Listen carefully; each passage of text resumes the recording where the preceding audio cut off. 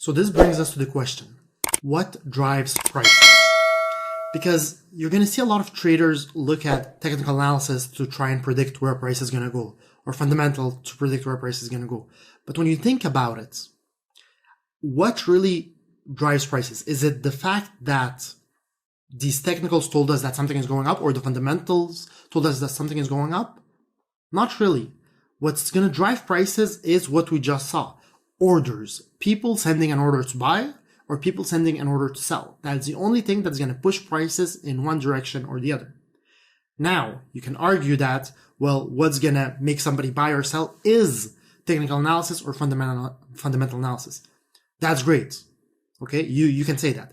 But the idea is for us to understand that ultimately it's going to be the decision, the buying power of individuals, of people. So whenever we're looking at technicals or fundamentals or whatever it is, we're always thinking, how is that going to affect other people? So we're not actually using it because it's telling us if something is going up or if something is going down. We're using it to tell us what other people are seeing because we want to know what they're doing, right? That's ultimately all there is. We're trying to predict what other people are going to do before they do it so we can trade based on that. If we think everybody's going to buy tomorrow because whatever the reason, then we buy today. Okay? And if we think everybody's going to be selling on that date, then we sell before that or we even short at that time, which we're going to talk about shorting later. So let's have an example. Let's say you're looking at a coin. Okay? It's a liquid coin, meaning that it's not one of the most popular coins, not wildly traded. Okay? Now there's no news on this coin for a while. Okay? Nothing's happening. Then a good news comes out. There's an upcoming event. So let's say they come out and they say, you know what? We're launching our mainnet in a month. And then they start releasing this good news about that event, right? So then what do you think is going to happen when they say that? Are prices going to go up right away, or are they going to go up when the event happens? Well, everybody knows that there's this event happening in a month, okay? That they're launching their mainnet. And they know that historically, this type of event have yielded a good upside from the moment it's announced. So people start buying right away, right? Because they're like, okay, well, this is coming out. This is a good news. It's going to push prices higher. So let's buy. So prices start to go up as soon as the news is out. And as the news is propagated and more people learn about it, and there's better sentiment about it, so people saying positive things about it, the more the price goes up. Now, what do you think when the event actually happens? What do you think is going to happen? Well, when the mainnet is launched, what is going to happen to the crypto price? Is it going to go up or down? Most likely, it's going to go down. Why? Because that's it. The event happened. There's nothing to look forward to. So what are people that have bought this cryptocurrency for this event are going to do? They're going to sell to either take their profit or even take their loss, but they're going to sell because the event happened. There's nothing more to do here, right? So they take their capital, their coins, they sell it, and they take their capital and they move to something else. So this is one of the things that boggles a lot of new traders. Is there's a very good news that happens on something or a good event, and the price plummets. And this can be seen in stocks all the time. And it's the same thing in crypto.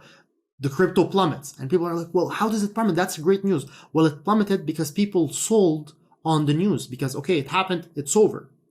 And this is why you always hear buy on rumor, sell on news, right? So what's going to drive prices is people's actions. Okay? So whenever we're looking at something like this, an event or anything of the sort, you're always asking yourself, is this thing going to cause people to buy or sell? So if there's a news about an upcoming event that's coming in the future, well, you know what? This might make people buy because they know that there's an event coming up. So that's a good opportunity to buy because prices might be pushed higher by extra demand. Now, when the event happens, is that going to push more people to buy or sell? Okay, well, let's think about it. The event happened. It occurred. Is somebody else going to buy now or tomorrow? No. There's no more demand for it. Are people going to start selling? Well, let me think. The people who bought for this event, they now got to sell. Yeah. So you always every single scenario, you ask about supply and demand and what is not really the current, but the future supply and demand going to be because of this. And based on that, you can try and predict if it's going up or down. And this is why sentiment analysis is very important. Sentiment analysis is when you're looking at everybody who's, involved in this market and you're looking at the sentiment. Are they saying positive things about something or negative things? If they're saying positive things about a specific crypto, that means they're probably already invested. And when sentiment is very strong in one direction, so everybody has a very strong sentiment about, let's say, Ethereum, well, that means they're already all in Ethereum.